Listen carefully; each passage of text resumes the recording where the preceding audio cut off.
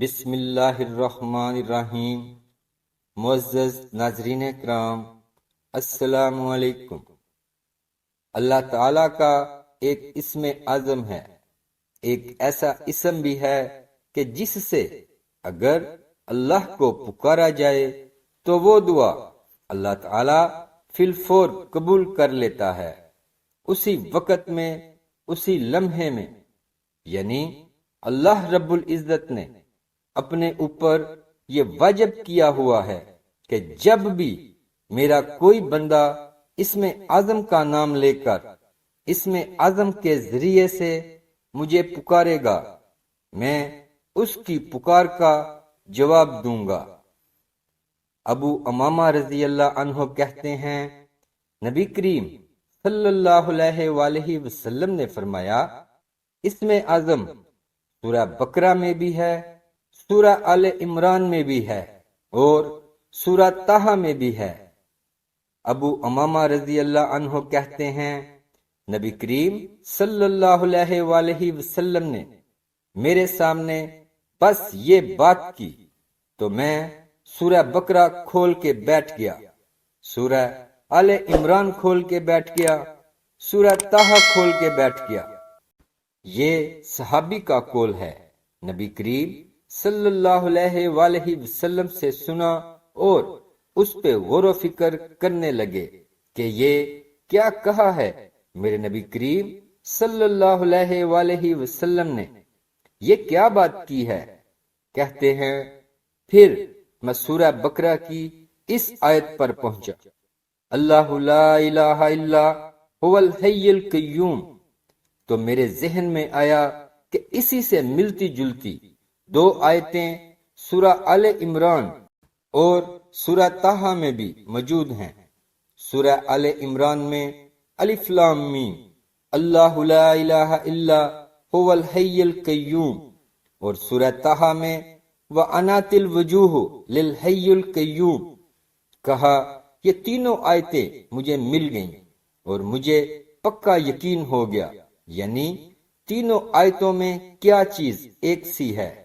اسی وجہ سے محدثین نے اسم اعظم کی دیگر احادیث اور اس حدیث کو مد نظر رکھتے ہوئے کہا ہے کہ کوئی شخص اگر اسم اعظم کو پانا چاہتا ہے تو وہ یوں کہے، بسم اللہ الرحمن الرحیم۔ یہ بسم اللہ الرحمن الرحیم بھی شامل ہے۔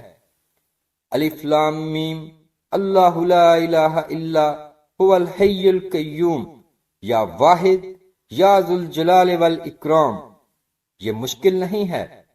بسم اللہ الرحمن الرحیم، الف لام میم، اللہ لا الہ الا هو الحی القیوم، یا واحد یا ذو الجلال والاکرام۔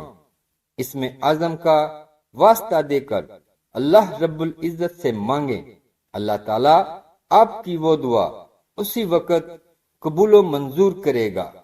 یہ اللہ کا اسم ہے، اللہ کے نام ہیں۔ ابو امامہ کی اس حدیث سے اور محدثین کے استدلال سے آج کے بعد اس وظیفے کو بھی اپنا لیجئے۔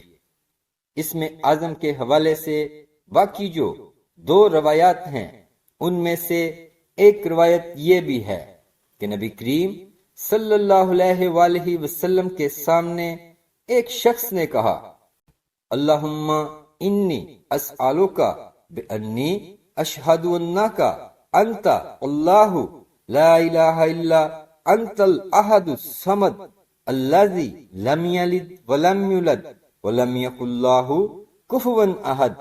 تو نبی کریم صلی اللہ علیہ وآلہ وسلم نے فرمایا، اس شخص نے اللہ سے اسم اعظم سے طلب کیا ہے، اس کی دعا اللہ تعالی ضرور سنے گا۔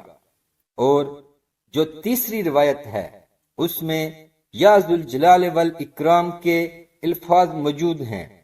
جامعہ ترمذی کی روایت ہے کہ نبی کریم صلی اللہ علیہ وآلہ وسلم نے ارشاد فرمایا کہ جب تم دعا کرو یہ الفاظ کہنا نہ بھولنا، یا ذو الجلال والاکرام، بار بار کہنا اس کو، یا ذو الجلال والاکرام۔ تو آپ نے فرمایا یا ذوالجلال والاکرام کے الفاظ کو اپنی دعا میں لازم پکڑو۔ ان وظائف کو یاد رکھیں، اللہ رب العزت سے جو دعا کرنا چاہیں اس میں اعظم کے ذریعے سے اللہ تعالی ضرور قبول کرے گا۔ پیارے دوستو، دین کی بات کو پھیلانا اور دوسروں تک پہنچانا بھی ایک صدقہ جاریہ ہے۔ اگر بات اچھی لگی ہو تو لائک کر دیں اور اپنے دوست احباب کے ساتھ شیئر ضرور کریں۔ اسلامک ویڈیوز کے لیے سبسکرائب کریں اور ساتھ بیل کے بٹن کو بھی پریس کر دیں۔